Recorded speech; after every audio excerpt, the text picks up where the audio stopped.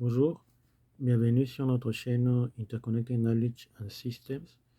Alors cette fois-ci, je vais vous parler de comment éviter les notions, les concepts de nombres négatifs et des nombres complexes.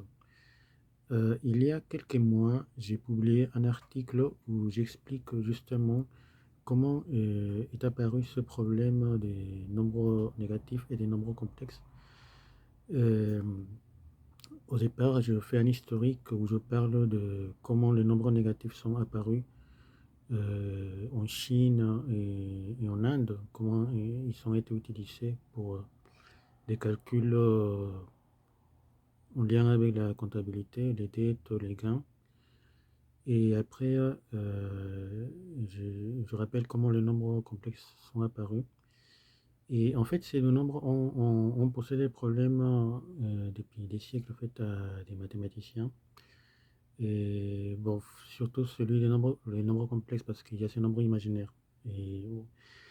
Et donc j'explique en gros dans cet article que le problème vient du fait que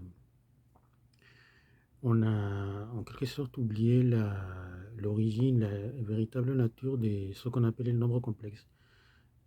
Non, pardon, les nombres négatifs. En fait, en réalité, les nombres négatifs, enfin, c'est pas vraiment des nombres. En réalité, c'est des positions sur l'axe des nombres. En fait, l'axe que vous connaissez bien, l'axe avec le zéro au milieu et les nombres qui partent dans une direction et dans l'autre.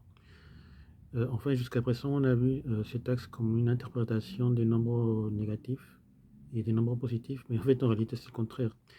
En fait, ce que j'explique justement avec beaucoup d'arguments historiques, avec beaucoup d'arguments issus, avec des arguments issus aussi du monde des sciences cognitives, et que, en fait, au départ, en fait, il y a cet axe, ces systèmes d'axes, ces systèmes géométriques avec un axe et un centre. Et c'est là qu'il y a ces positions, et c'est là qu'apparaît ce qu'on appelle le nombre négatif et le nombre positif. Et si on oublie ça, c'est là qu'apparaissent justement les nombres complexes avec le nombre i. Et donc en fait, dans l'article, bah, j'explique après que en fait, et en réalité, les nombres complexes, en fait, il n'y a pas vraiment de nombres complexes. Ce qu'il y a, c'est des vecteurs et des opérations de rotation, de translation, de motétie.